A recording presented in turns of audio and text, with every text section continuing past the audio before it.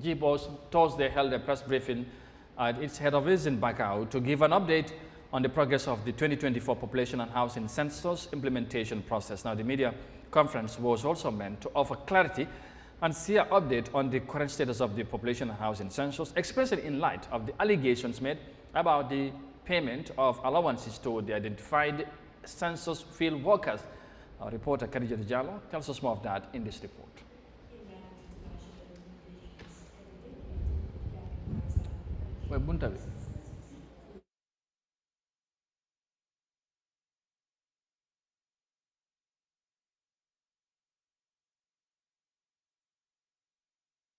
Various programs in education, labor, health, and serving as a foundation for future household surveys. Speaking during the press briefing, Nyakasi MB Sanyang, the Statistician General of the Gambia Bureau of Statistics Gbos, clarified that the remote of $700 for meals and $300 for allowance for the field workers is untrue. He said it is $300 that is designated for the transport bushmen. $700 allocation for meals and $300 for transport reform. There are a lot of misconceptions regarding the claim that participants were supposed to receive $1,000 as daily allowances for attending the training. It was alleged that Gbos allocated $700 per trainee to cater for lunch and breakfast, while $300 was given as allowance. It is important to note that no such amount was allocated as allowances to participants. The $300 provided is not compensation for time spent attending the training. Rather, it's given to them as transport reform. The $300 transport reform is based on joint country and UN policies. Gbos invited participants to a training. It is the responsibility of Gbos to provide meals of sufficient quality and quantity for the duration of the training. Commenting on the issue of tax deduction from the money paid to the field workers, Mr. Henry Mendy from GRA explained that it is required by the law to deduct tax from individuals earning over $2,000. Is it legal for Gbos to cut it? I said yes. It is legal. If they don't, the law also empowered GRA to force Gbos to pay that amount from their own money. So the thing is simple and clear. If you earn more than $2,000, you should pay tax. And if we look at the enumerators and the supervisors and whoever is involved, what they are being paid, whether it's for 1 week or for two weeks or for 1 month, is more than $2,000. So Gbos is obliged to deduct the 10% and then pay to GRA. That's my task here. Cognizant of the highlighted tax implications, one of the Gbos officials further explained that there was an increase in payment for enumerators from $1,000 to $1,200 and for supervisors $1,400 to ensure they receive the full amount after tax deduction. Initially, a year back, what we agreed between the PIU and Gbos was $1,000 per enumerator. Supervisor $1,200. But when we do the math, we see that 10% out of that will take a great chunk of their money. If you look at our first pump that was sent to the World Bank, you'll find that it was $1,000 per day for enumerator, supervisor $1,000, $1,200. Then I have a discussion with SG. Then we agreed that at least to offset the tax issue, let's increase it to $1,200. For supervisor, increase to $1,400. So that after the tax, in fact, the enumerators are earning extra $80 instead of $1,000. I think this is something that need to be that the public need to be notified to know that at least Gbos in their capacity did everything to make sure that the enumerators are motivated.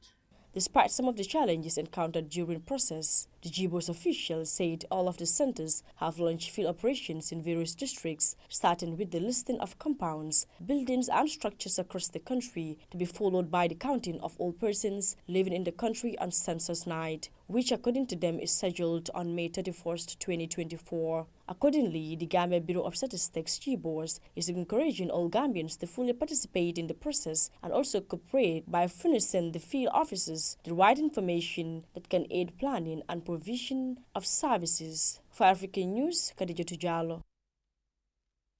Thank you, Khadijatu, for that report. Mu ngi noonu gis ngeen leeral bi nga xamante ne Gambia Bureau of Statistics Gbos def nañ ko leeral ci lenn ci ay xibaar yi doon tasaaroo ci jëmee ko ci liggéey bi nga xamante ne nañ tàmbali nañ ko ci waxtaan bi sax am na yeneen yi ñu ci waxoon parce que ci liggéey bi am na ñu jëloon xam liggéey bi ni moo demee génn ci am moo tax tardé woon na tamit ba leneen léegi jamono ji commencé nañ compter askan bi ak seen dëkkuwaay ci niñ ko waxee fépp ci réew mi ci district yi yëpp ci réew mi su ko defee ñu xamale ko askan bi waaye tamit ñaax ñëpp nañ ci jàpp bokk ci bu baax waaye tamit coopéré dimbale ñi nga xamante ñoom ñooy dem di wër di compter nit ñi xam nga loolu léegi tamit léegi loolu tamit mbir la moo ña xibaar baa ngi noonu nee nañ tamit képp ki nga xamante ne dañ la contract dañ la jël nga nekk di li ñu lay fay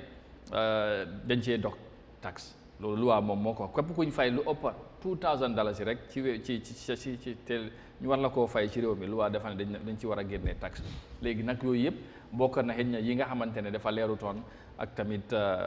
dara indi woon na ay wax yu sew daal dama ne coow ñu jàpp ne dafay baax pour ñu génn leeral ak yu mel noonu waaw loolu tamit def nañ ko waaye tamit gën a ñaax nit ñi comme fukki at yu nekk foog ñu xam ñaata ci Gambien moo nekk ci réew mi xam nga yooyu tamit léegi dañ dee toog rek njortu ne 2 million something 3 million waaye buñ ñoom rek ñoo am statistiques yi nga xamante ne saa yu ñu ko tegee ci taabal nit mun na cee sukkandiku nguur gi xam ñaata nit ñoo fi nekk bu fekkee ne développement am na wala yeneen ni ñu mun cee sukkandiku xam naka lañ koo defee. jërëjëf am na solo because réew muy dundee taxe nag. waaw mënuñoo ñàkk a jël si ku ñoo fayeeku juste nag lu loi bi wax. waaw xam nga loi moom loi lu mu xas ba wax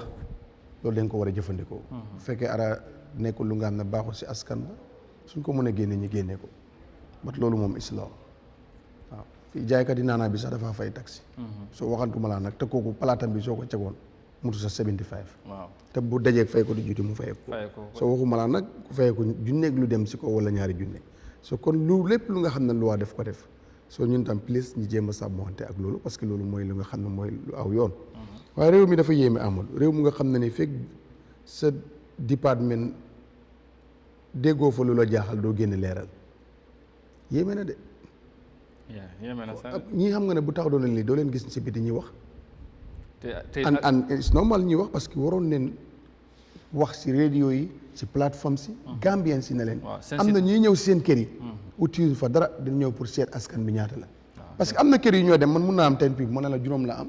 loolu sa compte bi du wax waaye joxuloo nit ki information bu mu mun a dalalee ñoom. an loolu bokkoon na si li ñu waroon a def ñoom kilifa yi génne nii not di jéem a lifin defend seen boppa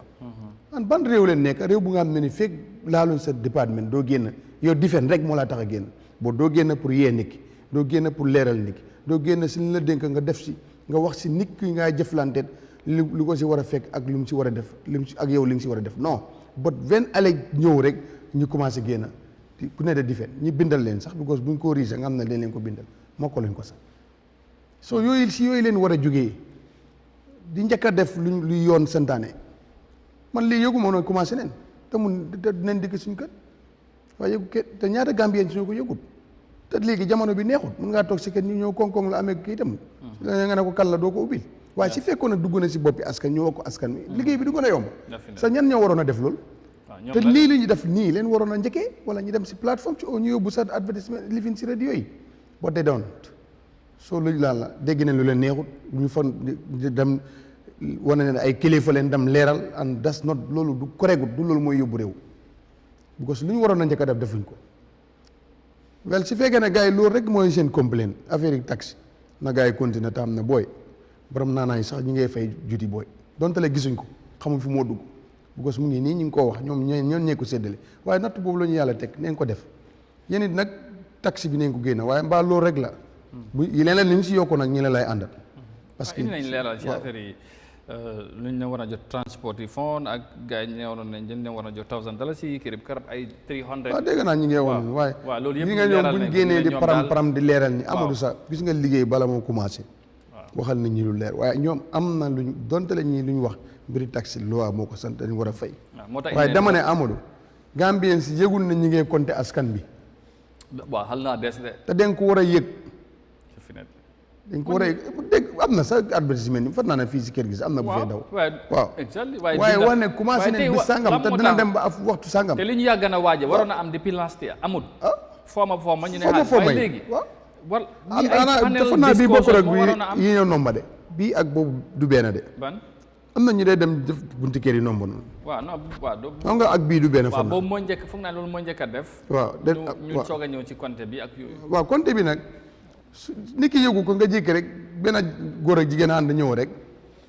ndax ñoom fu ne ku amee bukk sax foog ne ñi ngay ñëw bind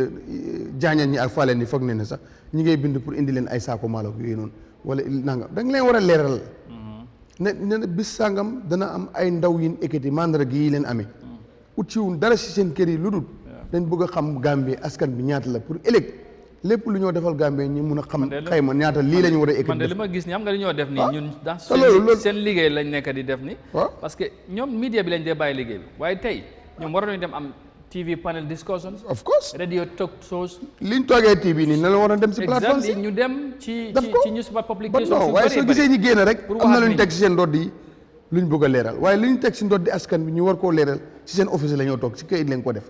pour lan loolu naxaate la may frère te ñu ngay ñaax nit ñi nañ coopérate waaw jàpp tamit ci affaire yi lépp li nga xamante ne lu ñu war a wax ñu jox leen right information ñi nga xamante ñoom soo moytu sax am naa ne buñ suspecté leen mais bi kii booy bi ak ñii la ndóoyi nii ñoo ne jëlee challenge fii nii ba moytu ñu daaxaleen sax indi ñeneen xam naa non daxa sax du ci am parce que ñoom attention tam ñu ne kii am na ñu bari ñu bindu woon bu ñu xamee ne bu ñu demee ba wax leen ne lii ak nii affaire nii la demee ñu bari dañ ci génnoon ñoom noo ko wax waaye after tamit dañ doon dem nañ ut ay nit replace ñooñu am na ay teacher sax yu bokkoon ci affaire yi waaye ministry of ñu ne leen ñooñu nañ ciy génn parce que duñ mën a dem teacher yi naka ngaa demee ñu jàngale waaw ñu ngi war a jàngale bu fekkoon dafa tombé woon ak time bi nga xam school dafa tëj waaw loolu nit mën naa nangu loolu waaye jamono ji yooyu yëpp ne nee nañ bu loolu amee dañ dafa tardaloon mbir mi waaye fexe nañ ba ñooñu yëj ji bàyyi yëpp utuwaat jëlaat nañ ñeneen train leen te xam nga dañ dee tàggat ñu koy def tàggat nañ ñooñu ñëpp ba mu lifin waaye léegi ñi nga xamante ne foofu lañ dem ci askan bi lii dafa waroon a nekk dañu waroon a wax ak nit ñi comme noo ko waxee xam nga Gambie moom boo demee ba Gambie boo ne koom-koom bunt bi amee bug dañoo fa ne yow yaa ngi bind lu ñu leen a indi njëriñ so waaye suñ ko amee information bi nga dem si wax comme ñoom nuñ génnee wax nii parce que kii nu mu génnee wax dafa ute kayit bu ñu bind na moom kayit bu ñu bind ñu ko wax donte ne tamit am na njëriñ pour nit ñi xam parce que lii dana dembalee nguur waaw su waree yoo indi développement loolu dafa baax Amadou réew dañ war a xam ñaata million la bu ñu demee bala bay Gambien bi di xam Rosé ñaata population la lu tax yow mënoo ko xam sa dëkk xayma parce que développement buy dem ak élection yi yëpp loolu dafa ko xam nga xam foo koy teg waaw nga ñu mën a xam ne Gambie mu ngi si ñaata te xam naa ne lu ñoo wax ay tuuni nangam million romb nañ ko de dañoo wax rek waaye ay 2.5 million romb nañ foofu am na ñuy wax ne ay 3 millions ay 2 something foofu moom sax bul fa natt si bul ko fa natt romb nañ anyway waaw loolu mu ngi noonu foofu la ñoo emandi ci mbir mi waaw xam nga lu ci gën a bari am na leen li xëj na war na gars yi di jël seen responsabilité gën a ñëw not buñ leen gàkkalee ñuy génne di leeral du loolu waaw loolu moom bari na ci buñ leen gàkkalee rek ñu jël seen taabal yi wër ko ku ne ñëw di jaay maa gën a bëri wax fekk yow li nga waroon a jiital loo ko waaw mooy loolu acca ñu continuer dem ci démb la ñu waxoon dañ koy indiwaat daanaka